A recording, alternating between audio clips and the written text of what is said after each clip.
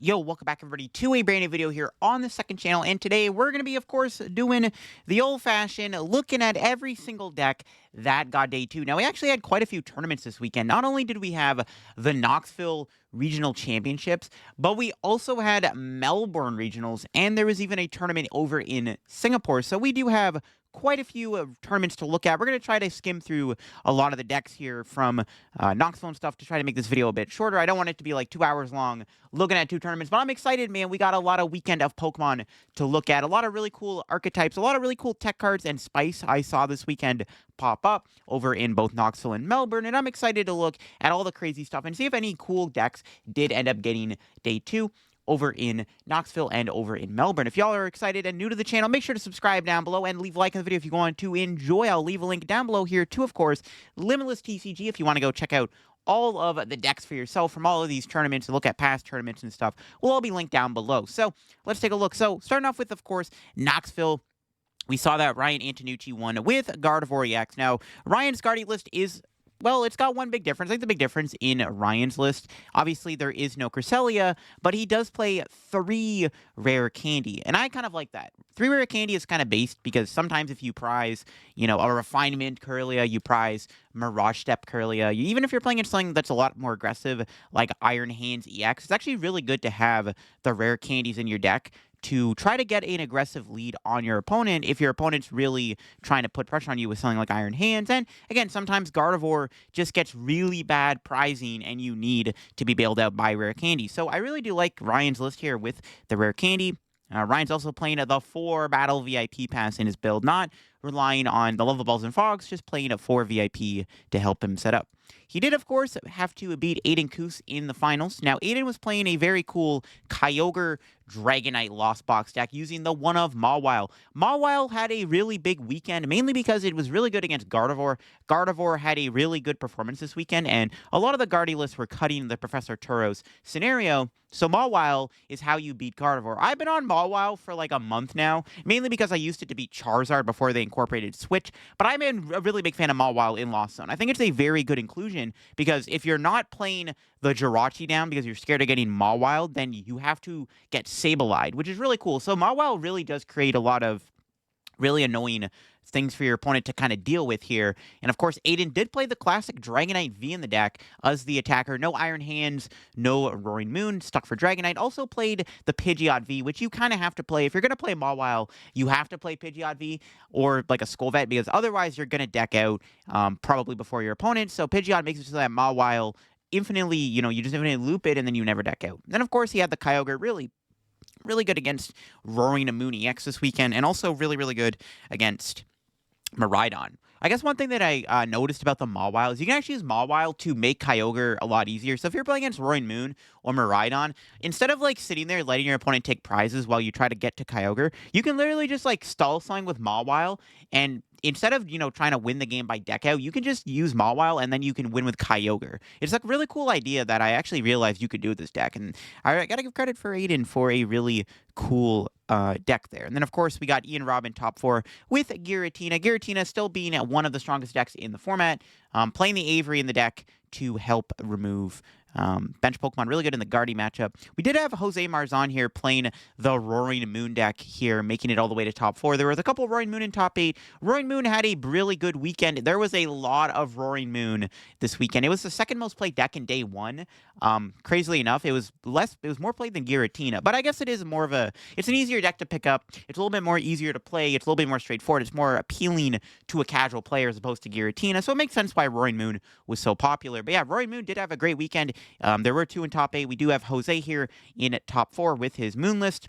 Kind of like the Ross build, does play very heavy Pokemon catcher, so playing 4 Pokemon catchers here in the list. And of course, we do have Raymond Long, a fellow Canadian, getting top 8 once again with Gardevoir. It'd been kind of crazy if Raymond won this tournament because Raymond already won Peoria, so it would have been like the double Worlds invite.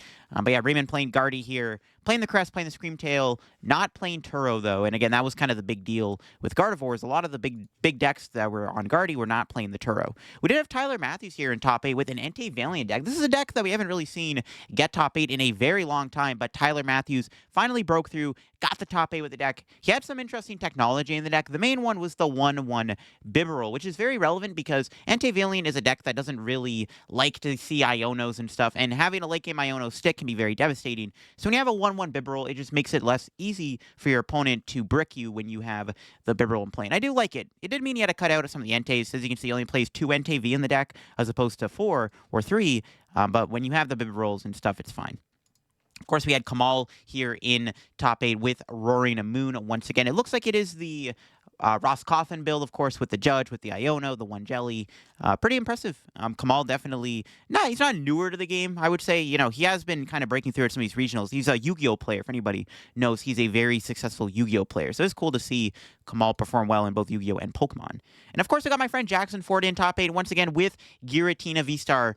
Pretty standard list, except he does have that one of Spiritomb. And I think a lot of the Tina lists this weekend were playing Spiritomb. Obviously, really, really good against Mew, but also really good against Roaring Moon because you can stop the Moltres, which turned out to be very valuable. So definitely a very cool inclusion. And shout out to Jackson for the top 8. Of course, Azul did bubble out of top 8, playing a pretty similar deck to Aiden, playing the Mawile Kyogre deck with the Dragonite and the Pidgeot. Once again, it was a pretty good meta call to play Mawile, and having access to the Lost Zone made it a lot better because you can, again, punish the opponent for having to, not put down Jirachi.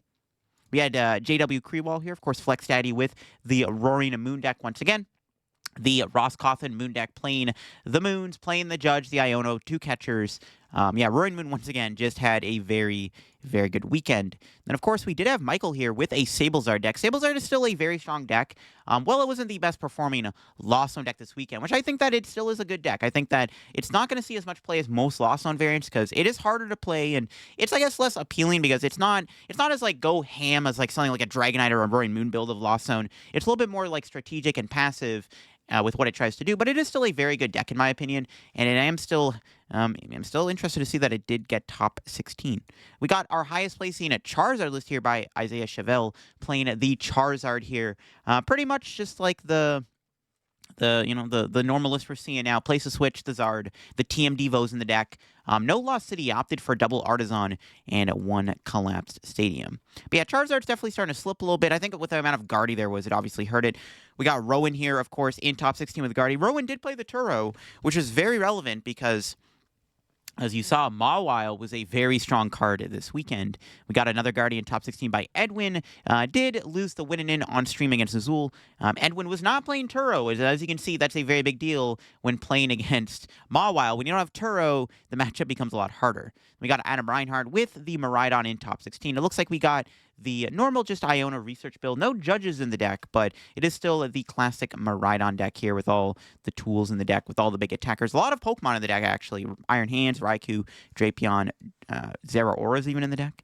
And of course, we got Jared Grimes getting top 16 with Shempao. The other big story this weekend was Shempao saw a massive resurge in popularity, which is interesting because the deck is still like kind of hit or miss, in my opinion, but it is still a strong deck when it gets going. It had a good, honestly, has a good Guardy matchup because you have the Cologne Cross Switchers, or you can play the Iron Hands EX. And of course, we do see Jared in top 16 with Shempao. Shempao having a bit of resurgence isn't surprising to see, and it is still cool to see the Shempao have another breakthrough. And then, of course, we got Martina here, just kind of your standard Tina. And then, of course, we got another Lost Zone deck. This time it's Piper playing the Glasses Lost Box deck. And again, this is a deck that I considered playing to this tournament myself, but after all, I was just like, I don't know if I like the deck too much. But I do still think this deck is strong. It has a lot of good matchups. It has a lot of really good plays it can make with the super effective glasses. And you have a lot of attackers in the deck. It's a very cool toolbox of a deck. The Galarian Moltres V is the true MVP of the deck. I will admit that. While I was playing in this deck myself this past week, I will say Moltres is very, very good. And it looks like it's basically just the Liverpool, the list from Liverpool that did get top 8. We got Dean here with a Paradox Dragonite Lost Zone deck. No Kyogre in the deck, but does have the Moons and the Iron Hands and the Dragonite. Actually opting for 2 Roaring Moon. Pretty good if you, run into something like a Lost City. It is nice to have the double Roaring Moon. But yeah, Dragonite really coming back in full force. I've been saying this for a while now. The Dragonite is still good in the deck. And, we've been seeing these last couple of regionals, Dragonite's been making a small comeback. We got more Roaring Moon here, another Ross Cothany build with the double Iono. We got another Tina here, of course, with the Spiritomb and the Iono. The Iono is really good because Iono and Giratina, it really does help in the mirror. Jesse Parker here with the Roaring Moon. Probably the same 60 as what JW played, of course. We got Brandon Salazar with the Guardy deck. Once again, no Turo, no Cresselia in that either. And then, of course, we got another couple Roaring Moons here. I think a lot of the Roaring Moon 60s have been kind of established by now, or they're all going to be pretty similar, mainly because it's all like the Ross, Cawthon builds with the Ionos and the Judges. We'll have to see if there's any other Roaring Moon archetypes here in day 2. We do see one with Water Energy, though, which I guess is something we should point out. This build does play Water Energy. That's something that Roaring Moon hasn't been playing as often, but this build here does play the Water Energy within the deck. We got Grand Haze in top 32 with the Tina. Pretty much the same 60 as Jackson from top 8 with the one of Spiritomb. A couple more Miraidon here. We do see the Judge Iono Path build of Miraidon in day 2. And then, of course, we see another Miraidon. We see Kevin Kruger on the Peony Miraidon. So Peony Miraidon still doing its thing. I don't think Peony Miraidon was a bad call for this tournament because there was so much Gardevoir doing well. It wasn't a bad idea to have access to the Peony build because it just makes it easier to pull off Iron Hands in those situations. Of course, we got another Tina here with Tomb. And, of course, we got your boy with the Goldango deck here. I already did a video on the channel here breaking down the list, the deck, the matchups, how to play the deck. But, yeah, I'm really excited for the future of Goldango. I will say Goldango does get a lot better with rotation because we do lose Path to the Peak. The only downside is Goldango does lose both Battle VIP Pass and Cross Switcher, which are very key components in the deck, especially the Cross Switcher. But you do gain Prime Catcher, so we'll have to see where Goldango goes in the future. But yeah, I think Goldango is honestly a really good deck, and I mean, hey, hopefully I can help push the agenda for Goldango going forward. We got Lucas here with the Shempao deck once again, the Canadian Shempao deck. Now, this build is a bit different than Jared's build. There's no Iron Hands. There's also no Manaphy, and there's triple Bibarel in the deck. Now, the triple Bibarel is kind of cool. We did see Makani Tran do this with his Regigigas Arc deck in Charlotte, and we're seeing it run back again here in the Shempao deck. Because triple Bibarel is not a bad idea. When the deck really relies on getting 2 Bibarel in play, it is kind of important to have a 3/3 line. Because if you prize a Bibarel, it can get a little annoying. So it is nice to have it. The only difference in this build, obviously, there is no Iron Hands, but you still have the Cross Switcher Clone. Then we got another Sablezard deck here. This one is the Sablezard deck with the Roaring Moon in the deck here as the extra attacker. Really does help in a lot of those big matchups where it's needed. We got another Charizard here in day 2. Again, Charizard didn't perform as well this weekend because it was held back by a lot of the Guardies, but Charizard is still going to be just such a strong deck. We're going to see a lot of it regardless. We got another Lost Zone deck here. This one is the Lost Zone Kyogre deck with a lot of technology. We got the Moon, we got the Iron Hands, we got the Pidgeot, we got the double Mawile, and of course, good old Kyogre in the deck. This build obviously not playing Dragonite, but having the Iron Hands and the Moon is sometimes all you really need. And then, of course, we got Martina. Then going after that, we got another Moon here. This one not playing any Iono, opting for a double Judge instead. Oh, wait, actually, hold up. That Moon deck had more in the deck than I thought. It actually had a Raikou V in the deck. I don't hate it. I mean, it's an easy card to play in a deck like this. You can literally just attach an energy to it and then energy switch to the Raikou to attack with it. It does obviously help against Charizard to get rid of Pidgeot. I low-key kind of like that. That's a really cool idea. I kind of like that. It's a spicy take on Roaring Moon. I've been experimenting with Roaring Moon decks too with different energy types, and that's kind of cool to see that. We got, of course, Celio's Network with the Guardy here getting top 64. Is playing the Turo in the deck, so Celio, of course, did have that extra bit of protection against the Mawiles that were running rampant this weekend. We got Landon Kettler with the Arc Gigas deck. Pretty standard list. It does look like there is water energy in the deck. There isn't any, I didn't see any super crazy text. That's the one thing I was looking at with Arc Gigas. I wanted to play it too myself, but I was like, dude, the Roaring Moon matchup is abysmal. I think Arc Gigas really struggles against Roaring Moon, and we see here Landon still doing really good with the deck regardless. I mean, the deck is still just very powerful, and I mean, it's not unlosable against Roaring Moon. It's just Roaring Moon is very hard to beat because of how strong and aggressive it is against a deck like that. We got more Charizard here. This one playing of the Turo in the deck by Hunter Butler there. And we got another Guardy here. No Turo in that Guardy. Then there is yet another Roaring Moon here. This one is with Water Energy, piloted by Connor Fenton, playing the Water Energy in the deck for the aggressive power. Does play one Iono, no Judge in that deck. I've seen a lot of people prefer Judge. Got Caden here again with another Tina with the Avery and the Spiritomb in the deck for the techs. We got another Moon here, another more standard Moon deck. This one does have some more attackers. It does have a water energy engine with the Luminion. Playing Serena and Thorn in the deck too is also pretty interesting to see. I like the Thorn, I guess. Thorn could be really good with Moltres because you can turn that into a Roaring Moon out of nowhere if you stack Dire Flame. We got a couple more Charizards here, of course. And then, of course, we go down here. We got our first Rapid Strike piloted by Alex Kreckler. Now, interestingly, he's playing a Passimian in the deck, which does let your Rapid Flow do 30 more damage to bench V Pokemon. I would assume that's really good against, obviously, Giratina, and also probably really, really good against Moltres even. So definitely interesting to see the Passimian in the deck. But this was, of course, the highest placing Rapid Strike deck. And Alex is also a huge player and fan of Rapid Strike. So it's still good to see Rapid Strike holding on. It's definitely falling off, but it's still holding on nonetheless. We got another Shenpao here with the 2-2 Bibarel. And there is a Spiritomb in the deck, obviously, to help a lot against the Mew matchup and, of course, against Roaring Moon. And, of course, we got another Roaring Moon. This one is the Roaring Moon Iron Hands EX deck. Playing the Iron Hands in the deck, building it up with Energy Switch and stuff, playing the Thornton in the deck. Of course, no Research or Iono in the deck, but when you have the power of Iron Hands, who needs it? All right, we got Sawyer here cooking again with the Pidgeot Mawile Kyogre deck. Again, this was a very big play this weekend, was to play Mawile with Kyogre. We saw Sawyer do pretty well here in the tournament with the Moon in the deck too over the Dragonite, but I do like it. And I think that this Mawile Kyogre deck is definitely going to keep Kyogre in play. We got our first Mew deck here, the highest placing Mew deck. Now, I thought Mew was going to be a lot more playable or popular this weekend because it did win Liverpool, but of course Mew didn't, I guess, have as big of a weakness as I thought, but that was probably because of all the Moon and all the Kyogre that was running around. But Mew is still a very strong deck. We do see our highest placing here with the 1-1 Aselgor, which obviously is pretty good against Roaring Moon because you can one-shot Roaring Moon EX with Aselgor. Setting in the one prizer into the active spot to attack is obviously really, really strong. So it's cool to see. Got another Charizard, of course. And then, of course, below that, we got another it's another Giratina. We got another Giratina here, of course. Yes, sir. Giratina with the Iono in the deck here. Of course, the Iono being really good in the mirror match for Tina. We got another Mew. This time we do see Noah Selgor. I mean, Mew can still beat Roaring Moon. It's not unwinnable, but it obviously is really tough. But yeah, that's probably why Mew didn't, I guess, have as big of a performance this weekend as it could have. We got a Guardy here with the Cresselia and the Screamtail, but, of course, no Turo within the deck. We got Caleb Gettimer, same 60 as Azul, with the Kyogre, the Mawile, and the Dragonite in the deck for that extra bit of oomph and attack.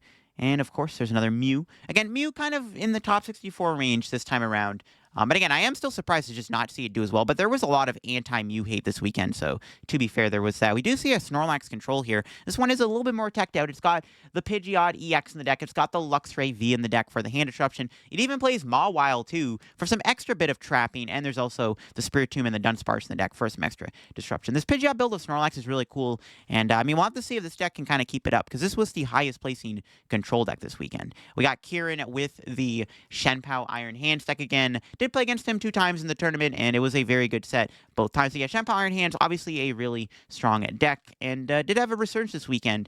Now, we did see a lot more, Shenpao Cologne cross-switcher, but the Iron Hands is obviously very good too. We got our second Sablezard here without the Roaring Moon. This one does play the Pidgeot V in the deck. Surprisingly, there's no Pidgeot with Mawile. I think that maybe that'd be the one thing I would change, because you got the Pidgeot, you might as well play the Mawile too. But Sablezard, once again, being a very strong archetype still, in my opinion, a little bit slept on. We got another Glasses Lost Box deck here in day 2. Looks like it might be the same 60 from Liverpool. I mean, Glasses Box has been kind of like solved by now. I think everybody kind of has the 60 figured out, I would say.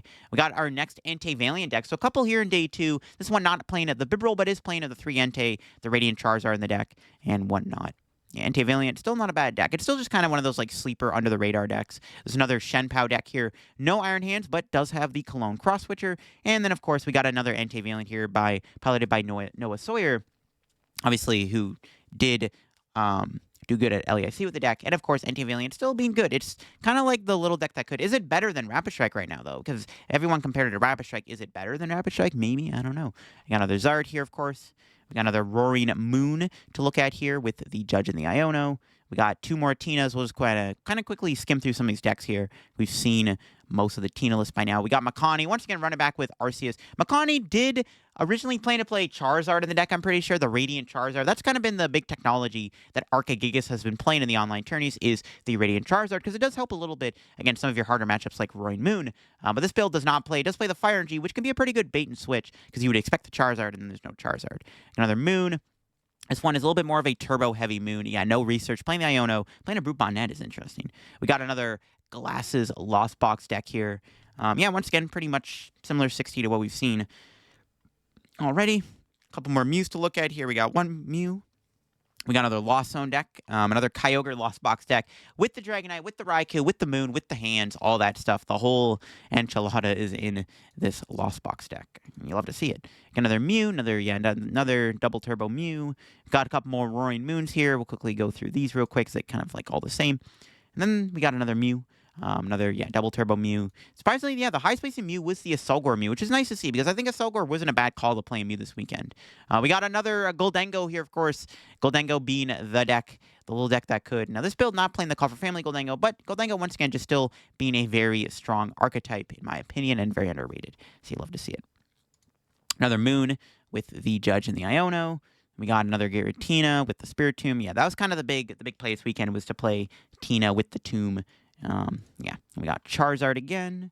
Let's see here. We got a couple more Guardies we can quickly look at here real quick. Yeah, no Turos. Turo, nowhere to be seen. Another Miraidon. Miraidon didn't really do as well this tournament. Obviously, there wasn't as many Miraidon in day 2, and there also wasn't as many Miraidon in day 1, which was to be expected, that everyone was going to transition over to the Roaring Moon deck, which seemed to be maybe the stronger way to play the Miraidon deck. We got another Moon here with the 4 Pokemon catchers, very heavy catcher count there. We got another Snorlax Stall deck. Snorlax Stall wasn't even that bad of a play this weekend. I mean, Mawile did really good, so Stalling was still in high play this weekend, even though Snorlax didn't have as many good placements. We got the big 3 Tina decks here in a row. We got John Ang with Tina, and then, of course, we got Rahul with the Tina too. We got another Guardy with no Professor Turo scenario. And we got another Shenpao to look at here. This one playing the double Bibarel. No Manaphy in this build, but does have that Spiritomb, of course. Again, the Spiritomb being very good against the Moon matchup, the Mew matchup, and all that good stuff. We got a couple more Goldengos. We got Nathan Bishop here, who me and him did kind of just play the same 60. The difference was he did play the 2 Gimme Ghouls with Coin Toss, and I played the 3 Call for Family Gimme Ghouls, but me and Nathan both did get day 2 with essentially the same 60 for the deck. And then we got another cool Goldengo deck here. This one actually played the Acerola's Premonition. So the Acerola is a really cool card. You can actually look at your opponent's hand. You can draw a card for each trainer card you find there. So the idea behind the Acerola is you can draw a ton of cards and build your hand up even more. If you're playing against another deck, like Giratina or any Lost Zone deck that kind of built up a big hand. So that's a really cool addition into the deck. We got yet another Moon with the Iono. We got another, Guardy. Once again, no Turo in that Guardy deck. We got another Tina here. And then, of course, we got another Lost Box deck. Ooh, spicy. This Lost Box deck plays a Rotom V-Star, which is kind of cute. I mean, Rotom, you have the ability to draw your cards, but you also get access to Conversion Star or even Scrap Pulse, which can actually be a really big attack in the Lost Zone deck. Now, I guess that's kind of what it... Well, how many tools are there? Actually, there's no tools. But I guess the Rotom V-Star gives you a really cool ability. Never mind. I thought there was going to be more tools, but I don't hate it. It's not a bad idea. I guess there is no Forest Seal Stone in the deck here, but I guess when you have the Rotom V-Star power, it's not as necessary. So that's really cool to see. Cool. The technology is real. We got another Miraidon, another Peony Miraidon build here. So it looks like we're seeing a little bit of both Miraidons. We got Michael Pram with the Tina, with the Tomb. Is playing the one Iono, which he did say was really good in the mirror match. And yeah, the Iono was really good in the mirror match because a lot of the time when you're playing the Tina mirror, you're just waiting to, rock sand your opponent. But when they have Iono, it changes. More Moon. Another Arc deck here. It is another Arc Gigas deck. Playing that one of Zeraora with Battle Claw, which just does a nice chunk of damage to Roaring Moon. Basically, if Roaring Moon Frenzy gouges you, you can attack them with Battle Claw. There's also the Tool Jammer in the deck. Really good against that Ancient Booster Capsule when needed. And then, of course, we got another Roaring Moon here. And, of course, there is another Sablezard. This one does have the Mawile in the deck. Again, Mawile being really good, in my opinion, in Sablezard. And then, yeah, Sablezard doing good. Like I said, the deck is just, kind of slept on. It reminds me a bit of Antevaliant. It's going to have these breakthrough performances, but nobody's going to respect it. Or really think about it, which kind of sucks. We got another Snorlax Stall with that Carbominable. We got a couple Cloths here in day 2. Cloth wasn't terrible for this tournament. There was a lot of Roaring Moon, a lot of Charizard. It makes sense that there was a couple of cloth here in the tournament. We did have a Lugia in day 2. And this Lugia deck, I'm pretty sure, was on stream this weekend. This build is kind of spicy. It's got the double Iron Hand. It's got the Vessels. Is playing the Radiant Charizard. The Radiant Charizard being a very strong card in this deck with the Earth and Vessels.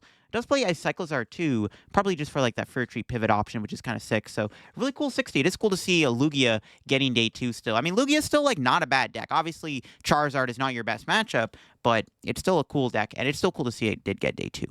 We got another Moon there, another control deck here. Then there's another Giratina with the Spiritomb, another Moon. Yep, another Moon with Iono and Judge. It's Charizard again.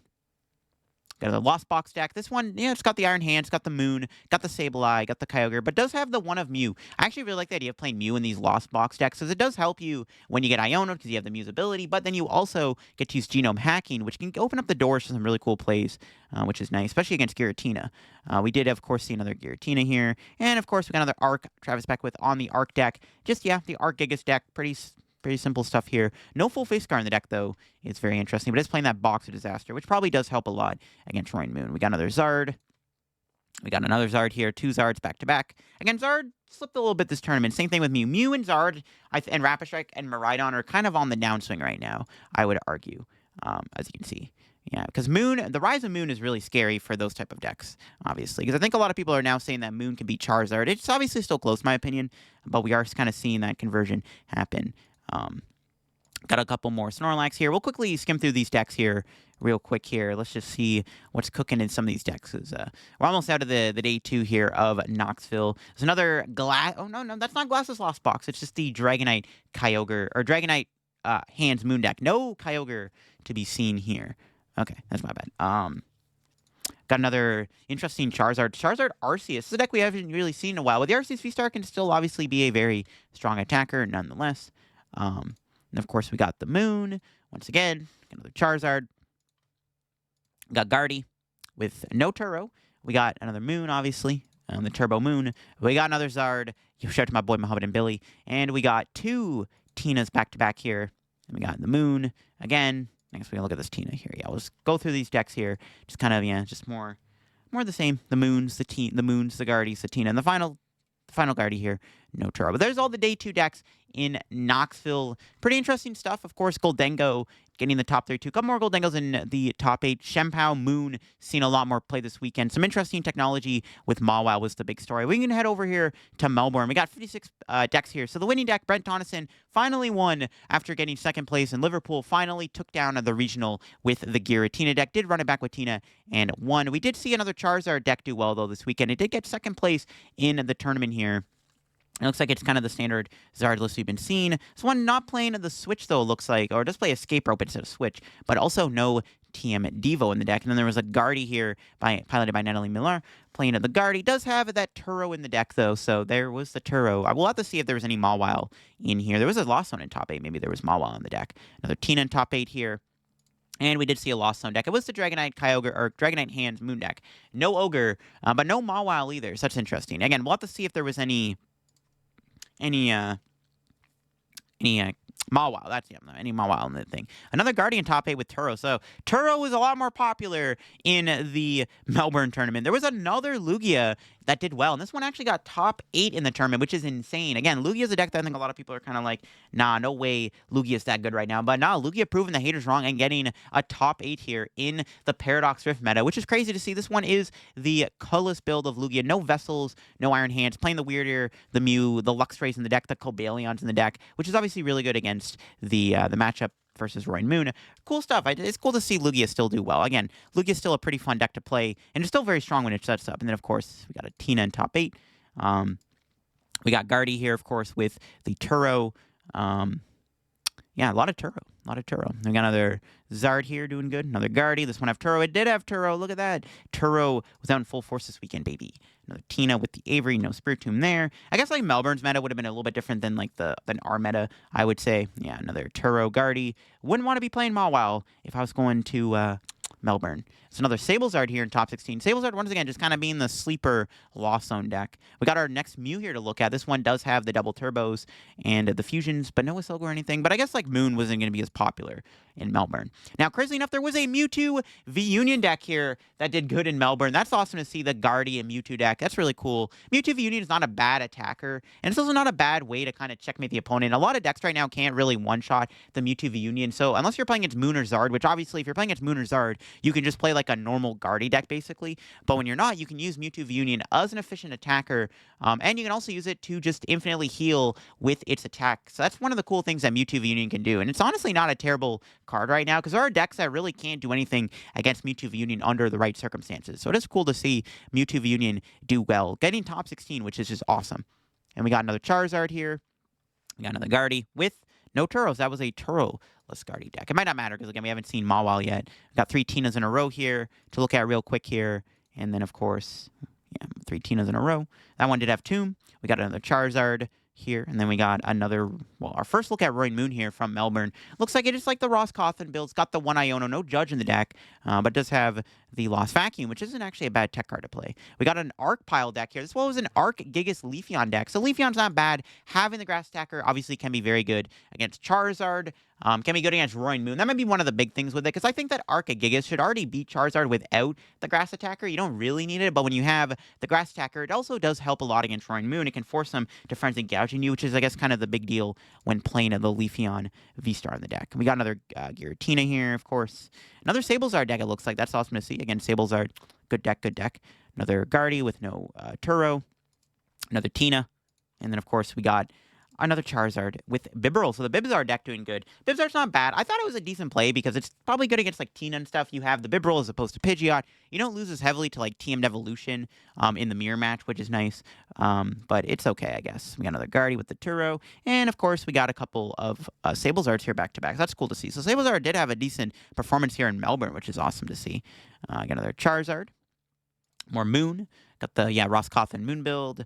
Another Mew here. Yeah, the Mew, same Mew 60 as we've been seeing with the 4DT and the 2 Fusion Energy. Another Moon there. Another Mew with the 1-1 Isilgor. Again, Isilgor definitely not a bad call for the Roy Moon. And also, again, it does help a little bit against Charizard, which I guess I forgot to mention. Another Giratina here in day 2. We got our first Rapid Strike here in day 2. Yeah, it looks like it's a pretty simple Rapid Strike deck. Again, Rapid Strike 60 has been figured out, basically, by now, I would say.